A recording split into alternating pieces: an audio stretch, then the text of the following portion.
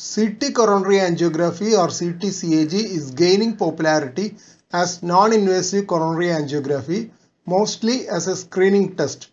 Three-dimensional reconstructions or volume rendering with color coding make the images attractive.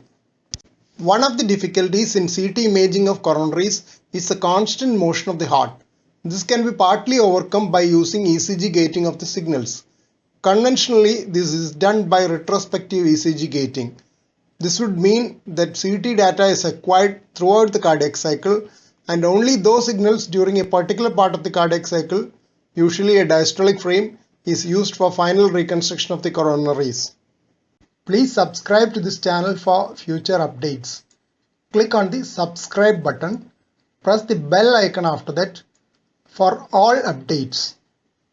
Acquiring data throughout the cardiac cycle increases the radiation dose.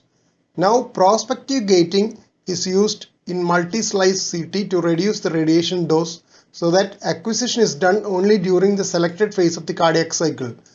Prospective ECG gating can reduce the radiation dose up to 90% as compared to retrospective ECG gating. But the quality of images will come down if the heart rate or heart rate variability is high in prospective ECG gating. So also higher body mass index can lower image quality. Prospective gating can cause stair-step artifacts due to patient motion on the CT table as multiple acquisitions may be needed to cover the Z-axis with 64-slice CT.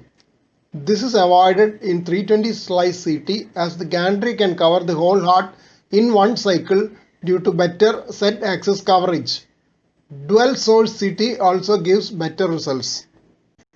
Imaging of the coronaries is ideally done at lower heart rates and beta blockers are often administered to lower the heart rate during multi-slice CT if the basal heart rate is high. As the number of slices increases, the resolution of the system to pick up more and more details of coronary anatomy has improved. Main coronary arteries as well as side branches can be visualized well with ECG gated 64-slice CT.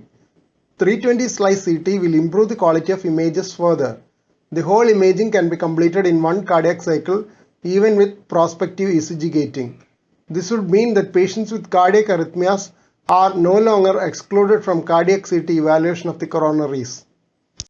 In a meta-analysis, Mowat and colleagues found 28 studies which had sufficient data for inclusion. The studies included were those comparing 64-slice CT-CAG with standard coronary angiography. Analysis showed a sensitivity of 99% and specificity of 89%, taking 50% or more coronary stenosis as a cutoff point. Authors suggested that 64-slice CT-CAG may have a role in the assessment of undiagnosed chest pain when simple non-invasive investigations are non-diagnostic and can rule out significant coronary artery disease. Cardiac CT of left circumflex coronary artery in the AV groove seen arising from the aorta. Cardiac CT scan image as viewed from the left anterior aspect showing left main coronary artery, left circumflex coronary artery and left anterior descending coronary artery arising from the aorta. Two diagonal branches are also seen arising from the LAD.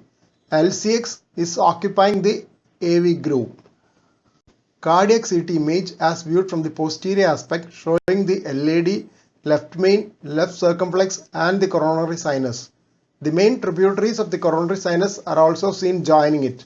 A diagonal branch is seen arising from the LAD and an obtuse marginal branch from the LCX.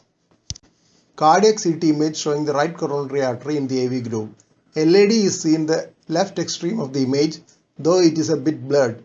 A diagonal branch of the LAD is also visible. Distal RCA and coronary sinus in the AV groove seen from the posterior aspect. Left circumflex is seen adjacent the coronary sinus in the AV groove. Please don't forget to subscribe to this channel for future updates and click on the bell icon for all updates. Thank you.